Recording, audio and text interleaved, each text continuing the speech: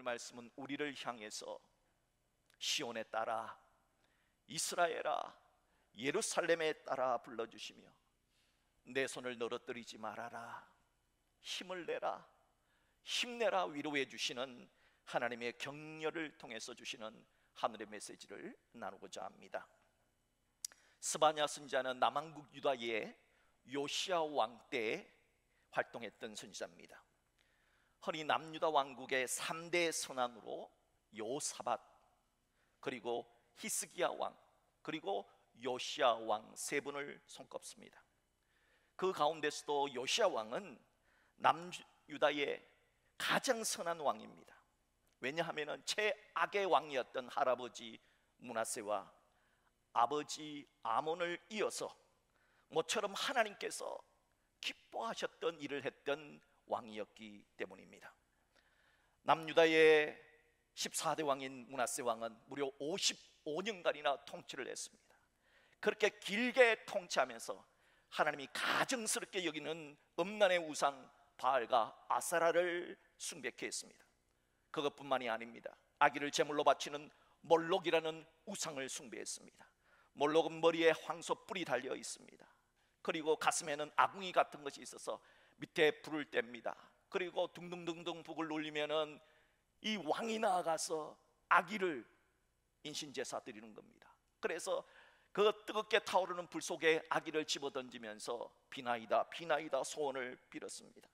참으로 회개망측한 우상 숭배를 므낫세 왕이 55년거리나 행할 정도였으니 더 이상 말하면 무엇하겠습니까?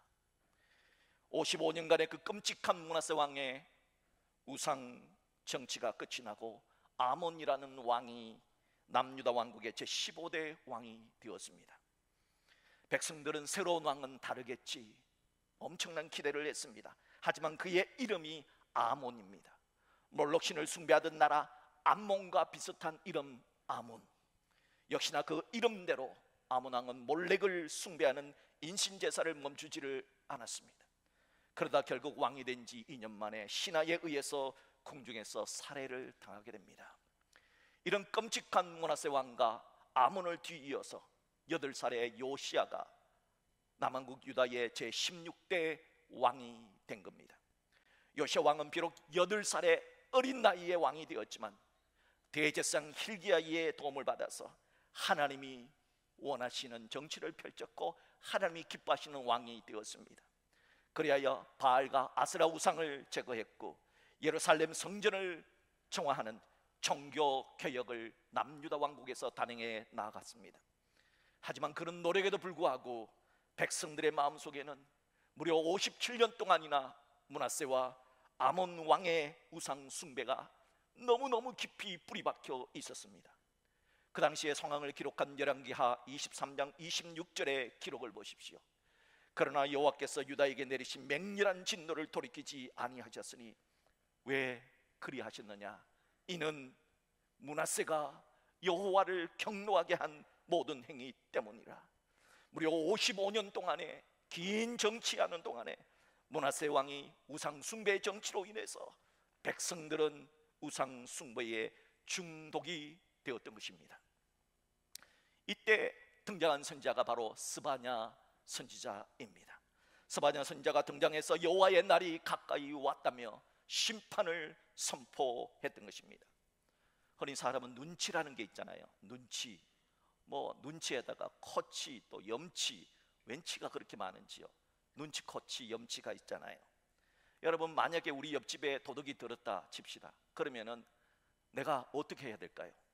눈치라고 하는 것이 있으면 어떻게 합니까? 더 이상 도둑이 들어오지 않도록 시건장치도 다시 한번 체크하고 어떻게 하면 도둑이 들지 않을까 궁리하면서 이렇게 저렇게 준비하지 않습니까? 여러분, 남유다 왕국의 옆에 있는 나라가 북왕국 이스라엘이었습니다. 50년 전에 아수르 제국에 의해서 망했어요. 북왕국이 망한 이유는 두 가지입니다. 첫 번째는 우상을 숭배했기 때문에 망했어요. 그러면 옆집이 우상 숭배하다가 망한 걸 봤어요. 그러면은 우상 숭배 절대 안 돼 해야 되는 것이 눈치 있는 사람 아닙니까? 두 번째, 북왕국이 망한 이유는 부정과 불의 그리고 부패가 만연했기 때문입니다. 그래서 망한 것을 봤으면은 우리는 절대 부정부패 불의를 행하면 안 돼라고 해야 되는 것 아닙니까?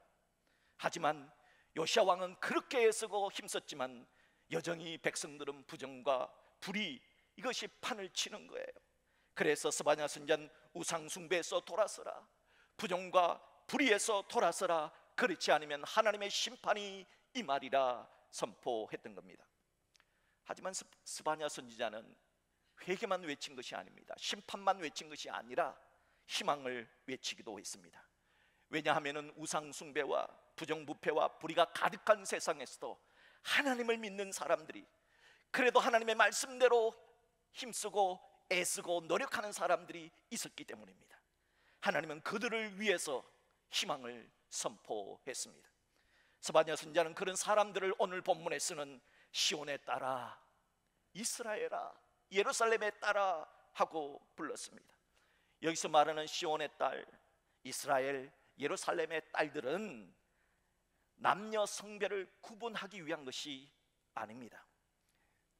그 당시의 사람들은 어느 지역에 살고 있는 사람을 어느 지역의 딸이라고, 어느 지역의 아들이라고 불렀습니다. 그러니까 시온의 딸은 시온 지역에, 예루살렘의 딸은 예루살렘 지역에 사는 모든 사람들을 통칭해서 이르는 하나의 표현이었던 겁니다. 또한 이스라엘이라는 명칭 역시 이스라엘 백성이라는 뜻도 있지만은 시대와 상관없이 타락한 상황 속에서도 하나님을 잘 섬기며 믿음으로 사는 사람들을 모두 다 이스라엘이라고 통칭한다는 것을 아시고 여러분 성경을 보실 필요가 있습니다. 분명 하나님은 이렇게 다정다감하게 시온에 따라, 예루살렘에 따라, 이스라엘아 라고 불렀지만은 현실은 분명히 넉넉지 않은 상황이 틀림이 없습니다. 주에는 하나님을 믿고 의롭게 사는 자들보다 불의하게 살고 우상을 숭배하는 사람들이 더 잘 살고 더 잘 먹고 돈이 더 많고 권력을 많이 차지하고 있는 겁니다. 그렇다 보니까 상대적으로 하나님을 믿는 사람들은 나만 이렇게 정직하게 산다고, 나만 이렇게 열심히 산다고 될까? 달라질까? 낙심이 되었던 겁니다. 나만 이렇게 정직하게 살고 나만 이렇게 하나님 믿고 산다고 이 세상이 바뀌어질까? 어깨가 축 처진 채로 그렇게 살아가고 있었던 겁니다. 이럴 때 하나님이 주신 말씀이 오늘 본문의 메시지입니다. 오늘 말씀의 핵심은 16절입니다. 두려워하지 말라, 시온아 내 손을 늘어뜨리지 말라는 말씀입니다. 여기서 시온은 하나님을 믿는 모든 사람들을 통칭하는 시온, 이스라엘이라고 할 수 있습니다. 본문 16절에 내 손을 늘어뜨리지 말라라고 하는 이 말은 공동 번역에서는 기운을 내어라 이렇게 번역을 했고요, 작년 12월 달에 새롭게 나온 새한글 성경에서는 너희의 손에서 맥이 풀리게 하지 마라 이렇게 표현을 했습니다. 한마디로 기운 좀 차려라, 힘 좀 내거라, 어렵지만 용기를 가져봐라 하는 뜻입니다. 이 말씀은 마치 과거 엘리야 때를 연상케 해줍니다. 엘리야 선지자 때도 북왕국 이스라엘은 바알과 아세라라는 음란한 우상을 숭배했습니다. 그때 엘리야 선지자는 목숨을 걸고 갈멜산에서 바알 선지자 450명과 누가 진짜 하나님인지, 하나님이 진짜 하나님인지 바알이 진짜 하나님인지 대결을 펼칩니다. 결과는 하나님께서 불로 응답해 주심으로 하나님이 진짜 하나님이라는 사실이 드러났고 바알 선지자 450명은 기손 시내에서 모두 죽음을 당하게 됩니다. 엘리야는 이제 하나님의 하나님이심이 드러났고 하나님이 진짜라는 사실이 드러났기에 사람들은 바알을 숭배하지 않을 것이라, 나라가 바뀔 것이라 생각을 했습니다. 하지만 나라가 안 바뀌는 거예요. 여전히 사람들은 바알을 숭배하는 거예요. 얼마나 낙심이 되었겠습니까? 오히려 이세벨 왕비는 하나님의 종인 엘리야를 반드시 죽일 거야, 내 반드시 너를 죽일 거야 악을 품으며 엘리야를 협박했습니다. 엘리야는 이런 상황이 너무 싫었습니다. 너무 싫어서 사명자의 자리를 버리고 도망을 쳤습니다.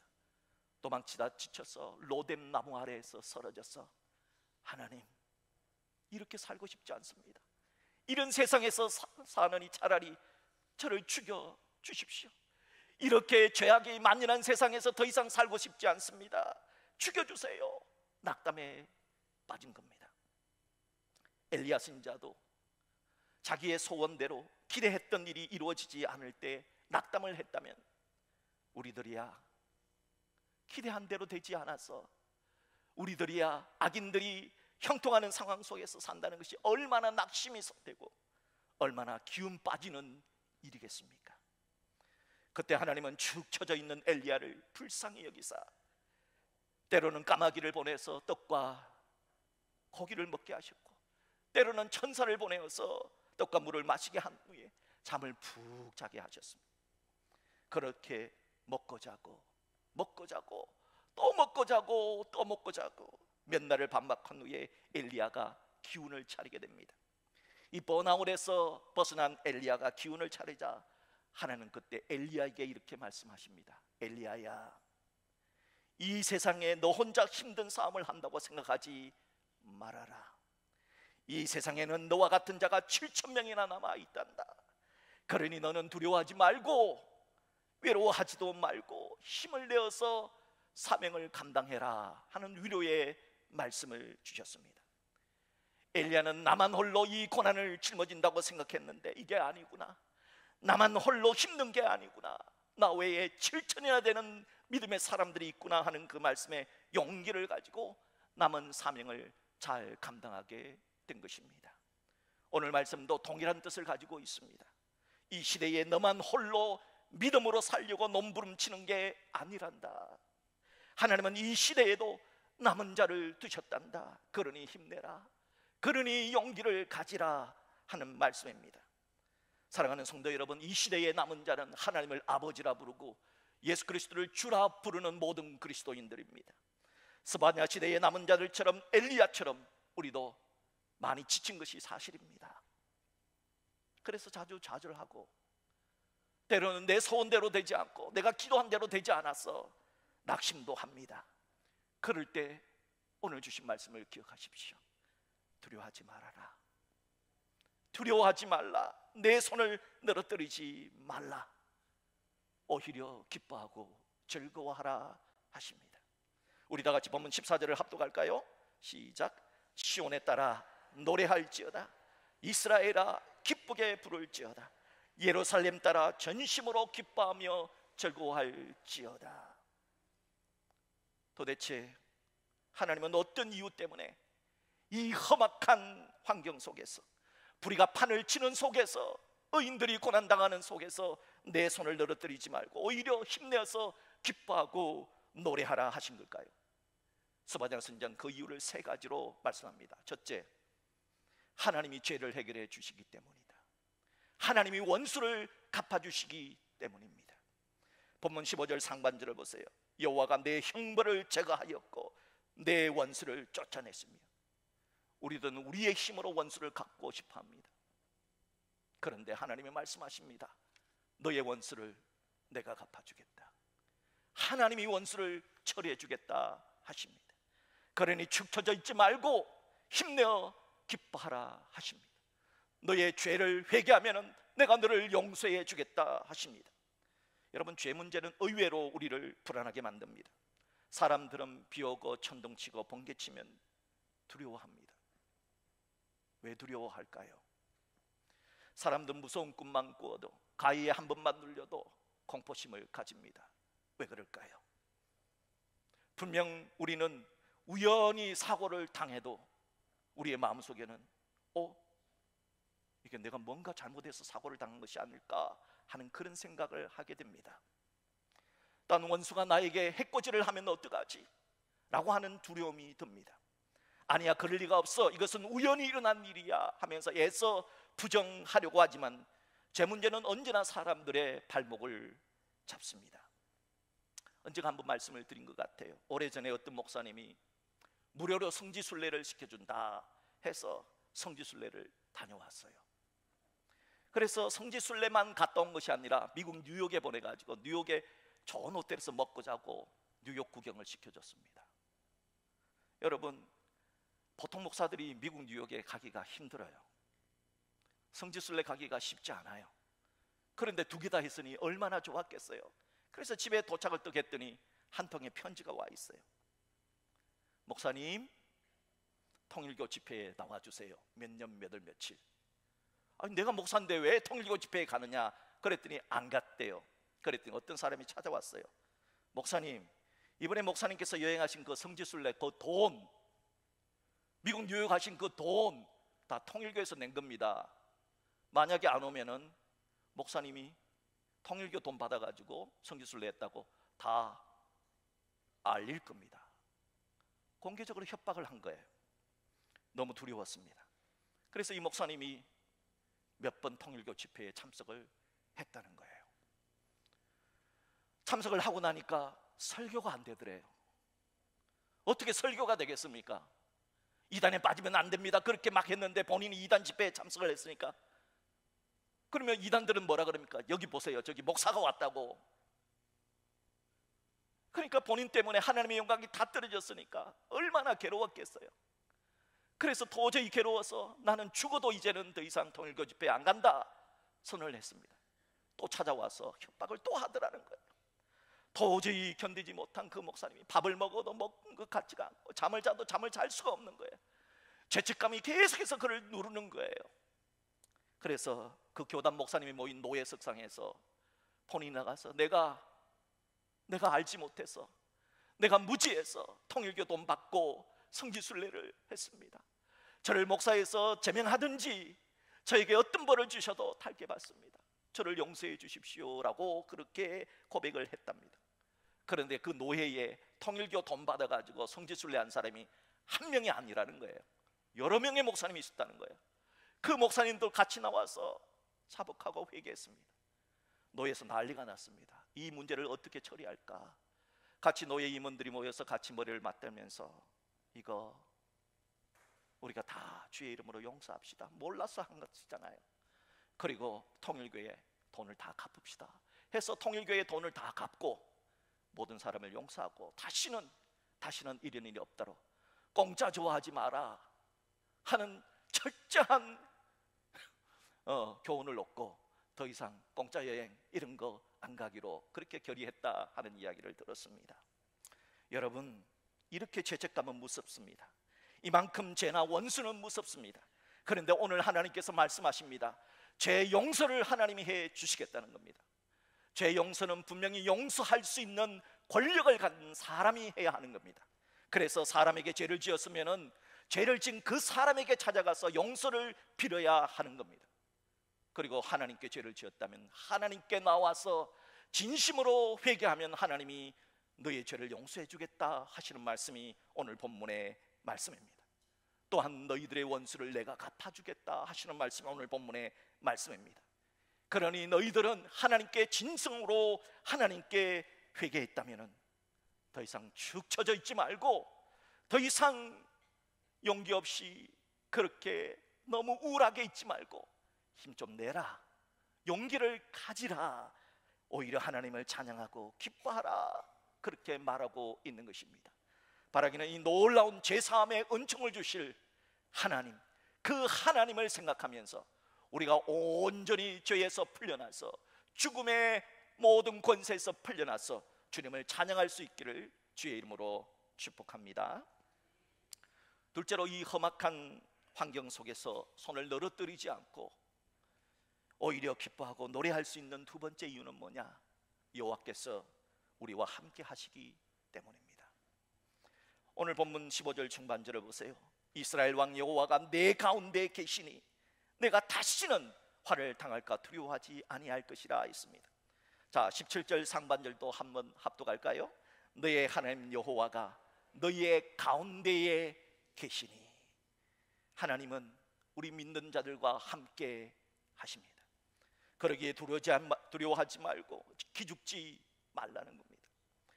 어린 아이들은 엄마만 함께 있으면 웬만해서는 기죽지 않아요. 제가 어렸을 때 참 개구장이었나 봅니다. 한 번씩 이렇게 어린 시절이 생각이 나요. 우리 동네에는 칼싸움을 주로 많이 했습니다. 칼싸움. 왜냐하면 목공소가 있었거든요. 그 목공소 아들이 칼을 잘 만들었어요. 그래서 우리 동네하고 저 윗동네하고 싸웠는데 우리가 지고 있었어요. 그런데 우리가 굉장히 불리했어요. 우리 이제 이렇게 하면 진다 이렇게 하고 있는데 어머니가 나타나서 어렸을 때 저 이름을 불렀어요. 영태야 그랬더니 갑자기 어디서 내 속에서 호랑이 기운이 확 솟아 올라가지고 아이고 우리 엄마가 있네 하면서 물불을 가리지 않고 돌격해가지고 윗동네를 이겼어요. 여러분, 엄마와 함께하면 아이들은 힘이 솟습니다. 하나님이 우리와 함께 하신다면 더더욱 힘이 솟지 않을까요? 하나님이 말씀하십니다. 내가 너희들과 함께한다. 그러니까 너무 번아웃 되지 말아라. 너무 축 처지지 말아라. 힘 좀 내라. 내가 너희들과 함께 하겠다 하시는 말씀입니다. 종교개혁을 주도했던 마르틴 루터가 너무 힘들었던 모양입니다. 왜냐하면 중세시대 카톨릭의 위험이 얼마나 대단합니까? 왕도 교황 앞에서 말 잘못하면 그냥 왕을 다 날려버렸던 시절이에요. 카노사의 굴욕을 아시지요? 왕이 알프스 산맥에 올라가서 무릎을 꿇고 교황한테 제가 잘못했습니다. 이것이 바로 그 유명한 카노사의 굴욕입니다. 교황의 권력은 절대였습니다. 그런 교황은 하나님이 아니다 하면서 교황청과 맞대 싸웠던 이 외로운 신부 이 루터가 종교개혁을 하기가 얼마나 힘들었던지, 얼마나 많은 사람들이 교황청에서 이 루터를 죽이려고 파괴를 했는지 모릅니다. 그때 너무 힘들어서 모든 것을 포기하려고 했을 때 그의 부인이 까만 상복을 입고 카타리나가 나타났습니다. 그러자 루터는 상복을 입은 부인에게 여보 누가 죽었어? 그랬더니 카타리나가 하나님이 죽으셨어요 라고 말을 하는 거예요. 루터가 눈이 번쩍해서 무슨 막말이요? 이게 무슨 말이요? 하나님이 어떻게 죽을 수 있어? 그랬더니 부인이 이런 얘기를 했다고 합니다. 하나님이 안 돌아가셨으면 당신은 왜 그렇게 좌절합니까? 하나님이 함께 하시는데 당신이 왜 그렇게 기가 죽어 축 처져 있습니까? 당신 모습을 보세요. 당신 모습이 하나님이 살아있는 모습입니까? 죽은 모습 아닙니까? 루터는 아내의 말을 듣고 그 자리에서 털썩 주저앉았습니다. 그리고 하나님, 전능하신 하나님 나에게 힘을 주시옵소서 기도하면서 위에서 주시는 힘을 의지해서 종교 개혁을 완성해 나갈 수 있었다 합니다. 여러분은 어떻습니까? 여러분은 정말 하나님이 우리와 함께 해주심을 믿습니까? 여러분 인정하십니까? 여러분이 정말 하나님이 함께 하심을 믿는다면 다윗처럼 내가 사망의 음침한 골짜기로 다닐지라도 내가 해받음을 두려워하지 않을 것은 주께서 나와 함께 하심이라는 그런 철저한 믿음의 고백이 있기를 주의 이름으로 축복합니다. 분명 거짓말 못하시는 예수님이 마태복음 28장 20절에서 뭐라고 했습니까? 볼지어다 내가 세상 끝날까지 너희와 항상 함께 있으리라. 임마누엘의 약속을 해주지 않으셨습니까? 주님이 우리와 함께 하신다는 이 약속의 말씀을 믿는다면 더 이상 어깨 축 처져서 힘 빠진 사람처럼 살지 말고 어깨를 펴세요. 그리고 주를 향하여서 힘내시고 믿음으로 살아갈 수 있기를 주님의 이름으로 축복합니다. 셋째로, 이 험악한 환경 속에서 손을 늘어뜨리지 않고 오히려 기뻐하며 즐겁게 찬양하며 노래할 수 있는 이유는 하나님이 우리 같은 사람을 너무너무 사랑하고 있기 때문입니다. 다 같이 오늘 본문 17절 하반절을 합독하겠습니다. 그가 너로 말미암아 기쁨을 이기지 못하시며 너를 잠잠히 사랑하시며 너로 말미암아 즐거이 부르며 기뻐하시리라. 하나님은 우리 믿는 자들이 이 험한 세상 속에서도 믿음으로 살고자 애쓰는 모습을 보시면은, 믿음으로 살아가는 그 행동을 한번 보시면은 그런 사람들 때문에 하나님이 너무 기뻐서 노래 부르신다는 뜻입니다. 이 공동 번역은 이 17절 말씀을 아주 탁월하게 번역을 했어요. 뭐라고 번역을 했느냐? 기쁘게 더덩실 춤을 추시리라. 하나님이 기쁘게 더덩실 춤을 추시리라. 누구 때문에? 너 때문에 그렇게 하신다는 거예요. 도대체 우리가 무엇이길래 전능하신 하나님께서 우리 때문에 기뻐서 덩실덩실 춤을 추신단 말일까요? 성도 여러분, 우리가 누굴까요? 이사야 선지자는 이사야 43장 4절에서 내가 내 눈에 보배롭고 존귀하며라고 했습니다. 이 말은 흔히 눈에 넣어도 눈에 넣어도 하나도 아프지 않을 만큼 사랑한다 하는 뜻입니다. 여러분, 이런 표현 누구한테 합니까? 할아버지가 보통 손자 손녀 보니까 아이고 내 새끼, 아이고 내 새끼, 너는 내 눈에 누워도 하나도 아프지 않구나, 보통 그렇게 표현을 하지 않습니까? 이게 하나님이 우리를 사랑하신다는 표현입니다. 하나님의 사랑에 비한다면 우리의 사랑은 보잘것없습니다. 주를 향한 우리의 사랑은 우리의 작은 믿음, 행동 그것 하나 보시고 하나님이 이토록 대견스러워 하시고 이토록 기뻐하며 덩실덩실 춤추신다 하는 것에 우리는 황공무지할 뿐입니다. 주님을 향한 우리의 사랑이 숫자 1이라면 우리를 향한 하나님의 사랑은 숫자 100, 1000, 만, 10만, 아니 억이라도 부족할 것입니다. 그 크고 놀라운 주님의 사랑이 여러분 한 사람 한 사람에게 모두 부원바 되었다 그랬습니다. 그랬기에 지금 우리들이 이 자리에 예배자로 있지 않습니까? 우리의 조그마한 믿음, 우리의 그 작은 믿음 하나에도 하나님이 너무 기쁘다, 네가 그래도 믿음대로 살려고 하는구나, 그거 보고 너무 기뻐서 춤까지 주시는 우리 바라기 하나님을 생각한다면 험한 세상이지만은 우리 뜻대로 되지 않아 낙심되는 일이 많지만은 그래도 힘내고 기운을 차릴 수 있지 않겠느냐 하는 겁니다. 바라기는 우리의 작은 믿음의 행동에도 기뻐 춤추시는 하나님을 상상하십시오. 그리고 그 하나님 때문이라도 축 처져 살지 말고 힘내어서 기운 차려서 악을 거부하고 살아가는 이 시대의 남은 자들이 다 될 수 있기를 주의 이름으로 축복합니다. 어떤 유명한 조각가가 벽에다 붙여놓을 조각상을 다 만들었대요. 앞도 잘 만들고 옆도 아주 멋있게 만들었대요. 그런데 이제 갖다 놓으면 되는데 계속해서 열심히 다듬고 있더래요. 보지도 않는 사람, 보지도 않는 뒤쪽에도 뭐 열심히 다듬고 있대요. 조수가 보고 왜 저렇게 헛짓을 하지? 너무 답답해서 아주 선생님, 그 조각 뒷면을 누가 본다고 그렇게 열심히 다듬습니까? 하자 조각가는 이렇게 대답했다 하지요.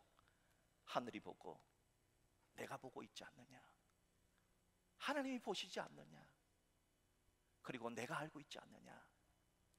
이 시대를 살아가는 우리들의 모습도 마찬가지입니다. 우리들의 모습 하나님이 아십니다. 그리고 내가 알고 있습니다.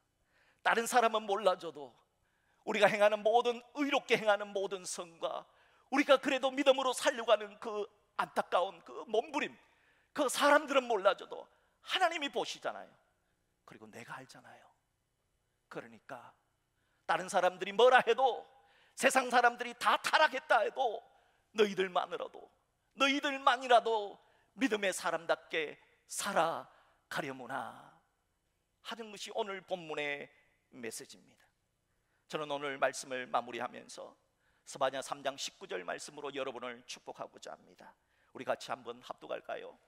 그때에 내가 너를 괴롭게 하는 자들을 다 벌하고 저는 자를 구원하며 쫓겨난 자를 모으며 온 세상에서 수욕받는 자에게 칭찬과 명성을 얻게 하리라. 칭찬과 명성을 얻게 하리라. 하나님은 거짓과 악이 가득할지라도 공의의 사랑, 공의의 하나님을 믿고 사랑의 하나님을 믿고 그래도 말씀대로 살아가려고 애쓰는 그 사람들에게 너희들의 끝이 좋을 것이다. 너희들의 인생은 해피엔딩이 될 것이다. 내가 너에게 칭찬과 명성을 얻게 하리라 하셨습니다. 사랑하는 이 하나님의 이 복된 말씀을 일평생 간직하며 이번 한 주간도 주 안에서 하나님의 자녀답게 살아내는 우리 모두가 될 수 있기를 주의 이름으로 축복합니다.